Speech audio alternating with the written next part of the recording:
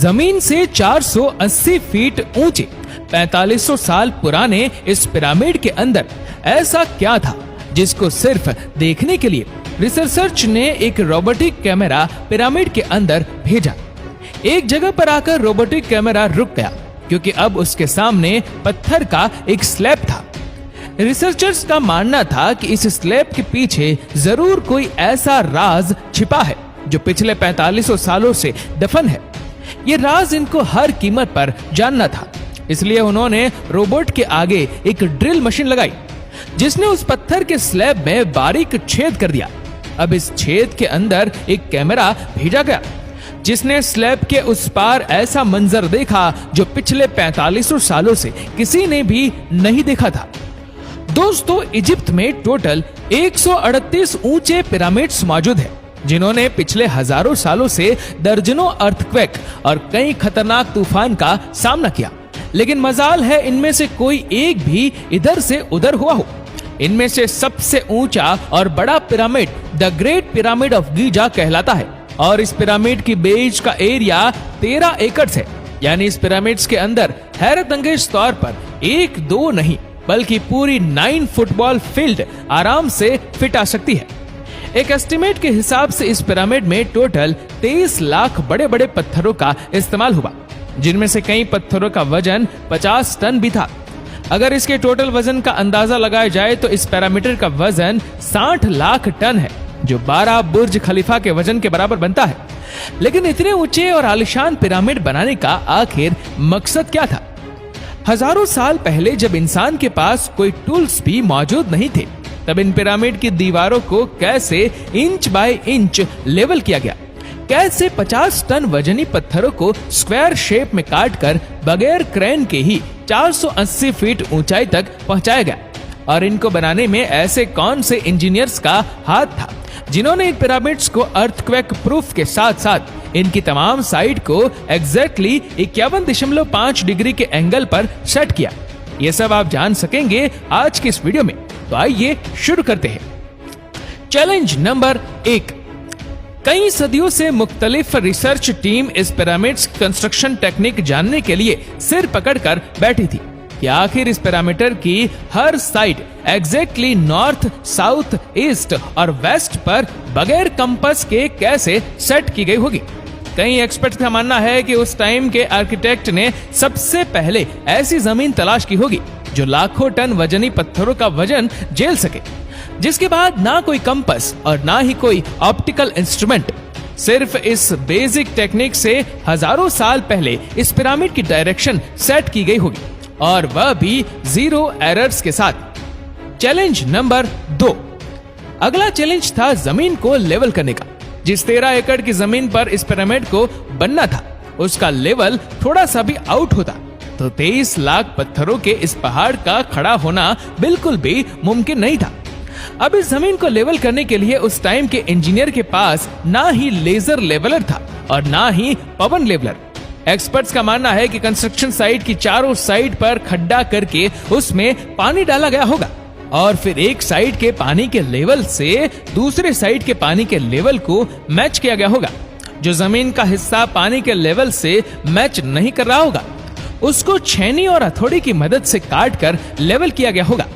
कई एक्सपर्ट्स का मानना है कि एंशिएंट इजिप्शियंस ने इस सिंपल टूल का भी इस्तेमाल किया होगा, जिसकी दोनों साइड पर लकड़ियां और उसके ठीक सेंटर पर एक रस्सी से पत्थर बंधा हुआ है। अगर पत्थर जमीन से टच हो गया और उसकी रस्सी ठीक सेंटर लाइन पर आ रही होगी, तो इसका मतलब है कि बीच की जमीन परफेक्टली लेवल है। Challenge number 3। अब पिरामिड कंस्ट्रक्शन साइट पर डायरेक्शंस भी सेट थी, मार्किंग भी हो चुकी थी और जमीन का लेवल भी सेट था। अब बारी थी कंस्ट्रक्शन स्टार्ट करने की, जिसके लिए लाखों टन वजनी और बड़े पत्थर रिक्वायर्ड थे। लेकिन ये पत्थर काटने के लिए ना ही उनके पास ग्राइंडर थे और ना ही जैक हैमर। लेकिन फिर भी उन्होंने 50 टन वजनी पत्थर काटे भी और उनको स्क्वायर या रेक्टेंगल शेप भी दिया। लेकिन आखिर किसकी मदद से? जी हाँ, यही वह सिर्फ एक टूल था जिसकी मदद से पत्थरों को काटा गया। एक्सपर्ट्स का मानना है कि पिरामिड्स की कंस्ट्रक्शन पर इस्तेमाल होने वाली छेनी सिर्फ कॉपर से ही नहीं बनी थी, क्योंकि उनको भी ये बात मालूम थी कि कॉपर नरम होता है और पत्थर नहीं काट सकता, इसलिए इसमें एक केमिकल आर्सेनिक भी शामिल किया गया था। कॉपर और आर्सेनिक से बनाई जाने वाली ये छेनी लकड़ियों के हथौड़ों से पत्थरों पर ठोकी जाती थी और कई घंटों की मेहनत के बाद बड़े बड़े पत्थर शेप में लाई जाती थी। Challenge number 4। अब ये खास किस्म का पत्थर जिसको आज लाइमस्टोन कहा जाता है, उसकी कटाई पिरामिड कंस्ट्रक्शन साइट गीजा से 250 किलोमीटर दूर टोरा के शहर में हो रही थी। अब मसला था इस पत्थर को गीजा तक ट्रांसपोर्ट करने का। हर एक पत्थर 50 टन यानी 50,000 केजी के बराबर था, जो तकरीबन 3 पैसेंजर बस के वजन के बराबर बनता है। और ऐसे 23 लाख पत्थर सिर्फ एक पिरामिड में इस्तेमाल होते थे। इतना ज्यादा वजन ट्रांसपोर्ट करने के लिए ना ही उस दौर में कोई जानवर काम आ सकता था और ना ही उनके पास ट्रक मौजूद थे। अगर आजकल के जदीद दौर में भी ये काम करना पड़े तो ट्रांसपोर्ट कंपनी का अच्छा खासा टफ टाइम आएगा। हैरतअंगेज तौर पर यह काम वर्कर्स और कश्तियों की मदद से किया गया। जी हाँ, टोरा और गीजा के दरमियान मौजूद रिवर का फायदा उठाया गया और बड़ी बड़ी कश्तियों में पत्थर लाद कर पिरामिड साइट पर पहुंचाए गए। एक्सपर्ट्स का मानना है कि यह काम इतना आसान नहीं था। शिफ्ट में इतने बड़े पत्थर की लोडिंग और अनलोडिंग में कम से कम भी 500 मजदूरों की आर्मी एक ही वक्त में लगाई गई होंगी। Challenge number 5।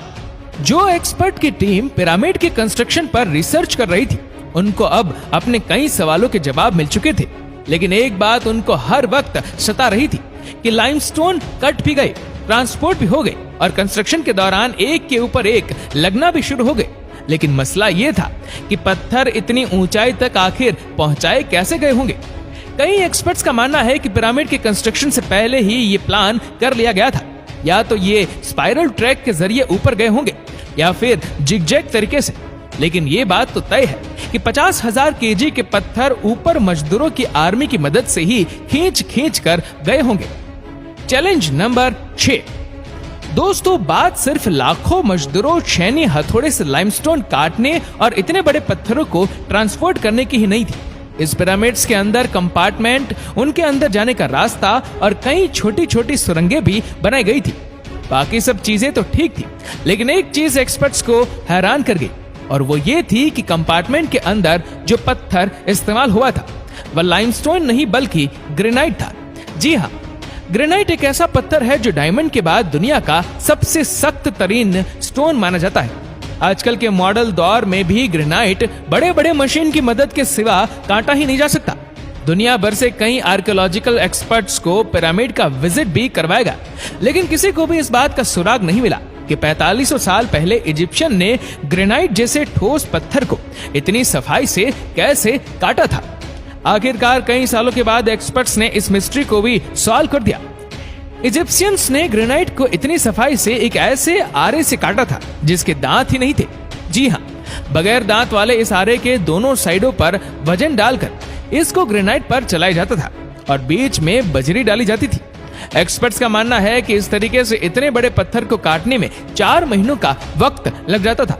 दोस्तों, आखिरकार पिरामिड बनाने का मकसद क्या था? इसको बनाने में कितने मजदूर एक ही वक्त में काम करते थे?